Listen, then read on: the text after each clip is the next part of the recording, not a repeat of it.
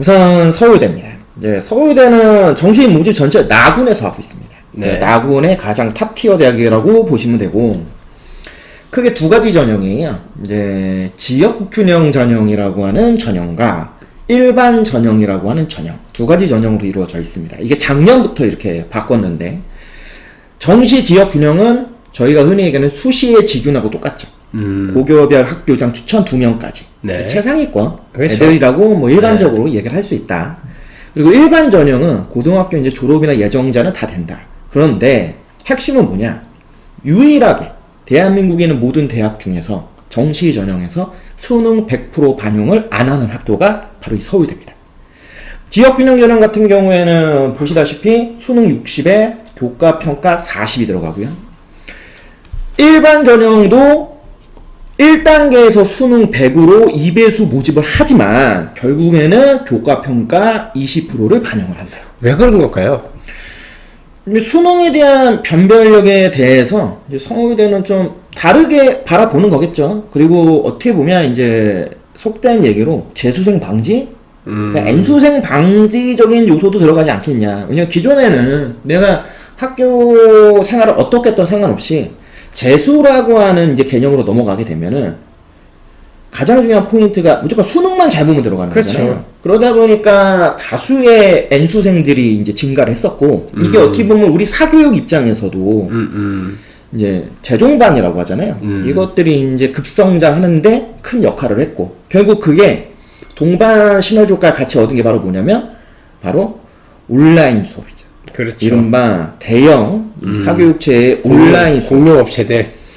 이것들이 점점 증가하다 보니까 물론 장점이 있어요.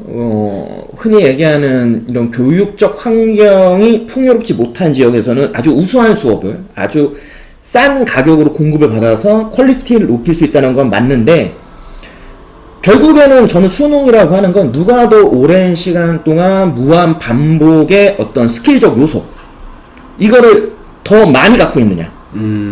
결국 이것 때문에 우리가 흔히 얘기하는 N수생이라고 하는 게 일종의 지금은 직업처럼 돼가고 있는 케이스도 있잖아요. 특히 의대를 중심으로 그렇죠. 해서는, 의학계열을 진짜로 해서는 뭐 진짜 3수, 4수, 5수는 아무것도 아니야. 진짜. 네, 이러한 것들을 서울대에서는 아무래도 공교육의 정점이 있지 않습니까? 그런 부분에서 좀 생각을 해본 게 아닌가라는 개인적 생각도 해보고, 솔직히 잘 몰라요. 왜 교과를 20%를 반영하고 40%를 반영했을까? 결국에는 단순히 수능 스킬이라고 하는 걸로 들어오는 학생들의 퀄리티가 그렇게 좋지 않다. 뭐 이렇게 판단했을 수도 있고. 다만 정시 100%라고는 기존의 틀을 깼다라는 건 굉장히 좀 의미가 있다. 이렇게 저는 개인적으로 생각을 합니다. 그러면 서울대가 이렇게 이런 기조로 나가면 그 밑에 있는 학교도 이제 서서히 이렇게 변할 수도 있다는 얘기잖아요. 조금 이따 보시겠지만 이미 고려되는 일부를 지금 교과 전형을 반영하는 전형으로 바꾸고 있고, 다른 학교들도 조금씩은 이제 눈여겨보겠죠. 아직까지는 아니지만, 이러한 부분들이 한 2, 3년만 지나면 요때 들어왔던 학생들의 어떤 역량이라고 하는 게 이제 평가가 되기 시작할 테니까. 그렇죠. 그렇다면 그런 것들을 보고 다른 학교들도 고민을 하는 어떤 그 타이밍이 오지 않겠느냐, 이런 생각은 해요. 그럼 결국에는 진짜 이제는 우리가 좋은 상위권 대학에 가려면 수시든 정시든 상관없이 내신이라고 하는 역량이 이제 일정 부분 이상 발휘되게 되었다. 어떻게 보면 이런 것도 공교육을 살려야 되겠다라는 어떤 그런 포인트에서부터 시작한 게 아닌가.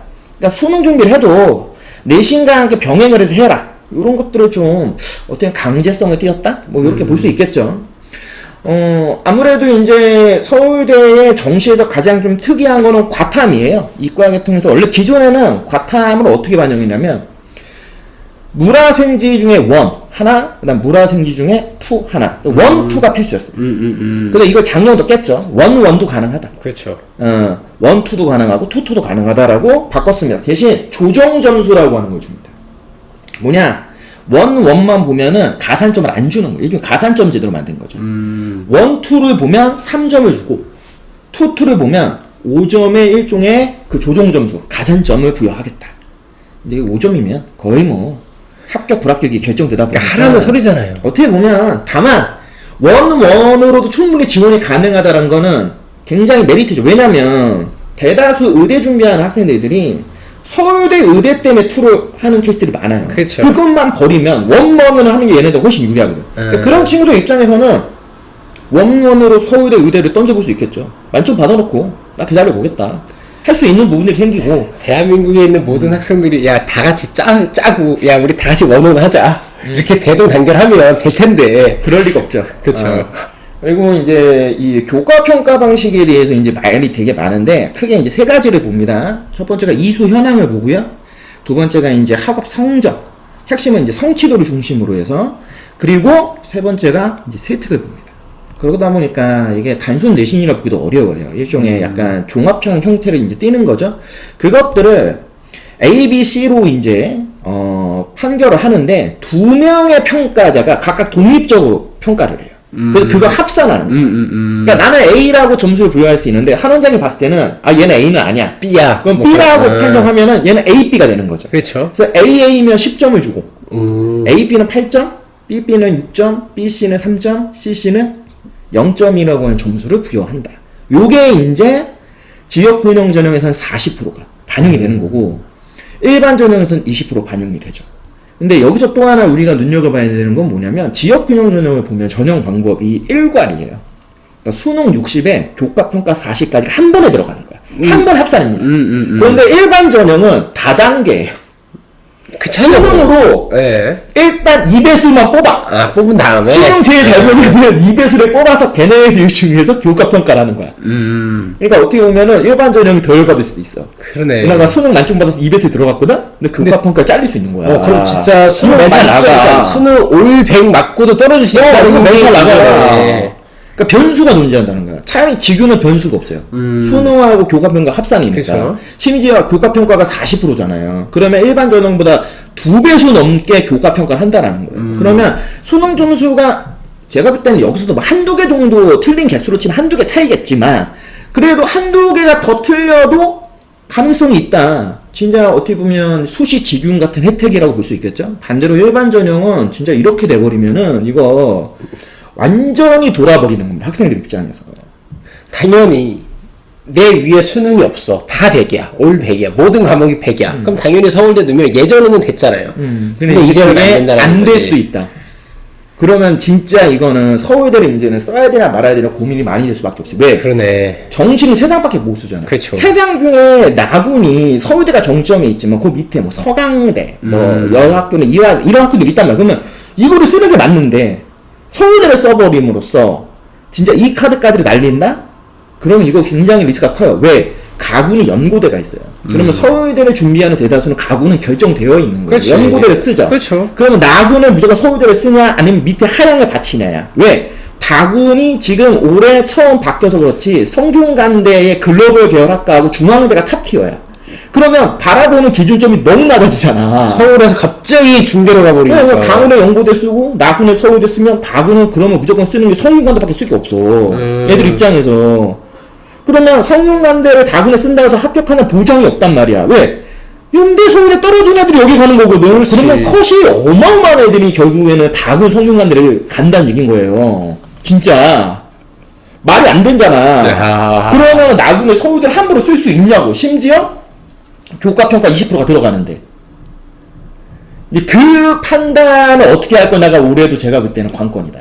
야, 이거 진짜. 엄청 복잡해진 거예요. 진짜 이게 별거 아닌 것처럼 느껴질 수 있는데 정시 준비하는 학생들 입장에서 이게 아주 돌아버리는 거야. 야, 이거 교과평가 20 요거 하나 딱 씀으로써 도미노 효과가 엄청나네. 파급 효과가. 그러니까 이게 세 장밖에 못 쓰니까 더더욱 이게 심각해지는 거예요. 자, 일단 여기에 또 중요한 게 뭐냐면 서울대는 요 교과평가에서 핵심이 뭐냐? 교과 이수예요. 교과는 이수해라. 우리 학과와 관련되어 있는. 그러니까 기본적으로 교과 이수 기준 1이라고 하는 게 있고 이제 2라고 하는 게 있습니다. 뭐 실제로 이거에 대해서 깊이 있게 관심 갖는 학생들이 학부모님들이 많지 않기 때문에 간단하게 보고 넘어가면 된다. 다만 요 정도의 교과 이수 기준을 일단은 하고 가야 된다.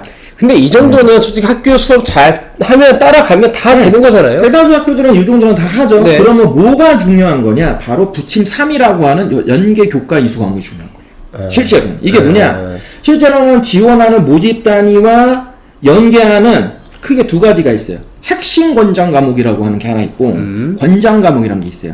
핵심 권장 과목은 뭐냐면 무조건 이수해와. 이 학과 쓰고 싶으면 이거 이수해야 돼. 이수 안 하면 일단 어려워가 핵심 권장이고, 권장은 니네 학교에 이게 없으면 어쩔 수 없어. 하지만 있으면 해. 라고 얘기하는 게 이제 권장 이수 과목이에요. 해도 좋고, 안 한다고 해도 이거에서는 우리가 유불리를 그렇게까지 많이 따져보지 않겠다. 근데 주로 거의 다가 다 자연계네. 이과 자연계열. 인문계열은 그렇게 뭐 많지 않아요. 예를 들면 경제학부 정도가 미적과 확통. 솔직히 요거는 어떻게 보면 거의 핵심이나 마찬가지입니다. 그렇죠. 경제학까지 하려면 무조건 미적해야 돼. 확통하고. 근데 자연계열은 굉장히 많습니다. 일단 공과미학 전체가 다 물리든 뭐 미적분이든 다양하게 있기 때문에 특히 서울대를 만약에 정시로 쓸 거다. 이거는 수시에도 있어요. 그래서 수시든 정시든 서울대를 쓴다고 하면 이 권장 과목들은 무조건 다 하는 게 낫다. 라고 보시면 좋고, 뭐 생활과학부 있고 대다수가 다 권장 과목들 어느 정도 갖고 있다라는 점. 2025학년도 지금 현재 고등학교 2학년 학생들부터는 조금 바뀌는 건 있어요. 뭐 사범대학이나 뭐 생활과학 등 식품영양, 의류학과, 그리고 가장 이제 주목해서 봐야 되는 게 약학. 약학 같은 경우에 조금 바뀐다. 그래서 이런 것들을 미리 좀 준비를 잘 해야 된다. 그리고 요거는 꼭 서울대가 아니더라도 대다수의 대학들이 요즘에 이제 교과 이수를 많이 보기 때문에 그 부분에서 여러분들이 좀 주목해서 볼 필요가 있다. 왜냐면은 수시에서도 최근에 가장 많이 이른바 진로 관련, 뭐 전공 적합도로 우리 얘기하잖아요. 이거하고 연계했을 때 제일 많이 주목하는 게 뭐냐면 직업이나 진로가 아니에요. 관련되어 있는 교과목 이수를 꼭 본단 말이에요. 이게 더 중요합니다. 그러니까 그런 것들을 어떻게 보면 서울대를 기준으로 해서 참고해서 보셔도 무방하다라고 생각이 듭니다.